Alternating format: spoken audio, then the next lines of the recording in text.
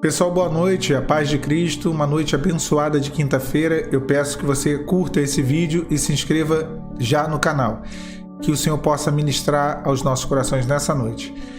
Muitas vezes nós fazemos de tudo, fazemos da forma correta, agimos da melhor forma possível para até mesmo sermos de alguma forma recompensados, ou vamos dizer assim, para que haja algum nível de gratidão, né, por parte das pessoas. Mas o ser humano é um bicho ingrato.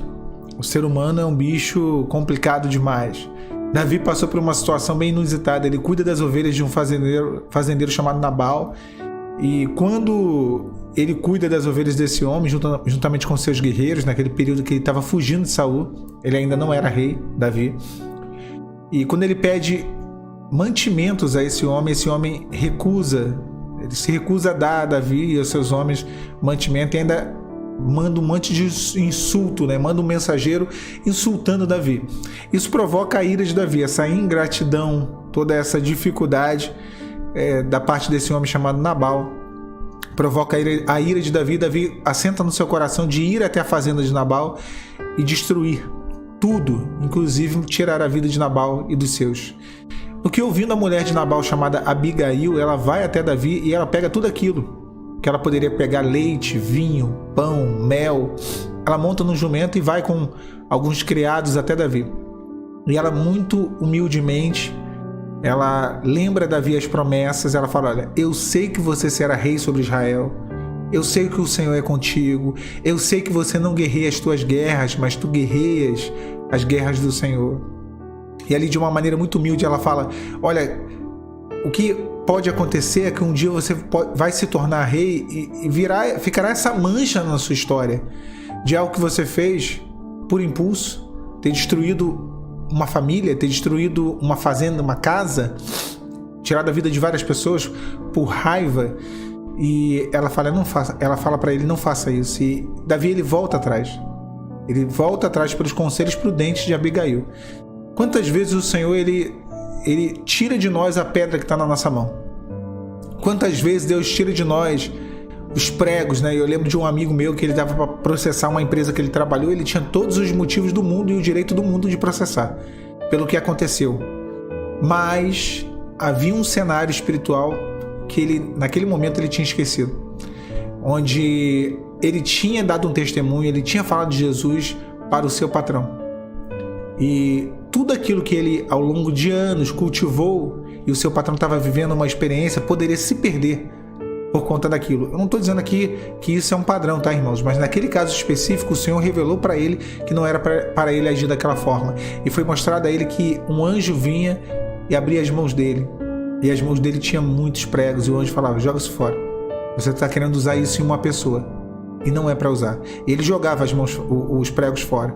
E as mãos dele estavam bem feridas. E às vezes é isso, nós queremos devolver a ingratidão, nós queremos agir com justiça, com a nossa justiça e a nossa vingança. E a vingança pertence ao Senhor, e a justiça pertence ao Senhor. Deus sabe o que é feito ao homem, Deus sabe o que nos foi feito, Deus sabia o que foi feito a Davi. Como que Nabal, cujo nome significa louco, porque os nomes na Bíblia normalmente são dados no ato ali no seu nascimento da criança, ou são mudados ao longo da vida da pessoa. Nabal certamente foi um apelido que foi dado a ele por ser um homem louco, um homem imprudente, um homem de palavras duras, um homem totalmente, né, doido mesmo. E realmente esse texto mostra que ele era louco. Então Davi, ele poderia guerrear as suas guerras, mas Abigail lembra ele: você não guerreia as tuas guerras. Ela fala: meu Senhor não guerreia as suas guerras, você guerreia as guerras de Deus. Nós não guerreamos as nossas guerras. Eu sei que talvez você que está ouvindo essa mensagem nessa noite de quinta esteja com a espada na mão, esteja pronto para cortar a orelha de alguém, esteja pronto para poder tacar pedra em alguém, esteja pronto para revidar a algo que te foi feito. Deus manda te dizer: não faça isso. Você não guerreia as tuas guerras. O Senhor é quem guerreia as tuas guerras. Há promessas sobre a tua vida e não ponha as promessas em risco por conta de impulsividade, por conta de uma ação tempestiva, por conta de uma ação de impulso que você pode tomar de repente no calor das emoções. Não faça isso. Davi entendeu. Ele recebeu os conselhos de Abigail, os sábios conselhos de Abigail, e ele entendeu que ele não deveria fazer aquilo que ele estava predisposto a fazer. E ele recuou. E interessante, uma das coisas que ela fala assim, olha, a vida do meu Senhor é atada num feixe. Olha que interessante, porque se você pegar um graveto sozinho, você consegue facilmente quebrar ele. Mas se pegarmos vários gravetos e atar eles, amarrar num feixe, não tem como quebrar. É mais difícil. Esse é o nível da retaguarda espiritual. Essa é a importância de ter alguém orando por você, de ter ali um aconselhamento, uma assistência, uma igreja. Isso é importante. Então Davi, naquele momento, a vida dele era atada por um feixe, porque ele tinha com ele ali os seus valentes. Ele tinha com ele ali as pessoas que sabiam que havia sobre ele uma promessa e oravam por ele. E buscavam a Deus pedindo uma bênção para que ele estivesse ali em comunhão, para que ele estivesse no caminho do Senhor, e ele volta atrás. É necessário voltar atrás. Às vezes é necessário. Talvez você esteja tomando a ponto próximo de tomar uma atitude errada, de fazer uma escolha de destruição, e o Senhor está te mandando voltar atrás, porque há promessas feitas sobre você. Há promessas. Ela vira para ele e ela fala: todo mundo sabe o que Deus falou sobre você. Todo mundo sabe o que o Senhor te prometeu. Há de ser que quando você se tornar rei sobre Israel, ela sabia que ele foi ungido, ela sabia que havia promessas. Há promessas sobre a tua vida, minha irmã. Há promessas sobre a tua vida. Não ponha tudo a perder por uma atitude de desespero, por uma atitude momentânea, por uma atitude de vingança, de revide, no calor das emoções. Não.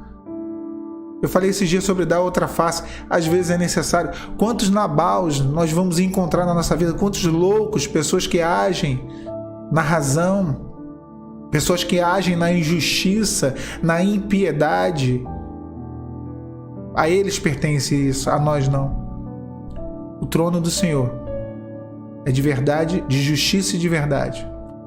E o Senhor que se assenta sobre o seu trono, que é de justiça e verdade, Ele é quem julgará a sua causa. É Ele quem te justifica. É Ele, e a Ele pertence a vingança. Se houver a necessidade de alguma vingança, é o Senhor quem vai agir. Eu sempre digo, não ore pedindo ao Senhor juízo, que possa ser que Ele queira agir com misericórdia.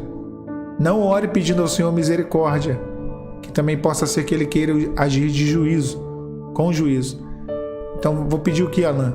Como o Senhor Jesus nos ensinou: seja feita a sua vontade, Senhor, aqui na terra como no céu. Que seja feita a vontade de Deus. Se for para juízo, que seja. Se for para misericórdia, que seja. Mas de forma nenhuma, em hipótese alguma, coloque as suas mãos. Puxe a espada. Não faça isso. Deixa Deus agir. Deixa Deus agir nessa situação. Deixa Deus mudar esse cenário. Olha, Nabal, ele acabou morrendo. Olha que interessante, Deus quis usar de juízo e não de misericórdia. Ele teve um mal súbito lá, um infarto, um derrame, não sei. Ele acabou morrendo. E a sua esposa ali, Abigail, que ficou viúva, acabou sendo esposa de Davi. Olha que interessante. O Senhor, ele desenhou os cenários. Não precisou Davi fazer nada. Foi Deus quem justificou Davi. Foi Deus quem foi à frente dele. Foi Deus quem agiu e guerreou a guerra dele, Davi. E é Deus quem está guerreando as tuas guerras. Tenha certeza disso e descanse no Senhor. Que Deus te abençoe nessa noite de quinta. A paz do Senhor Jesus.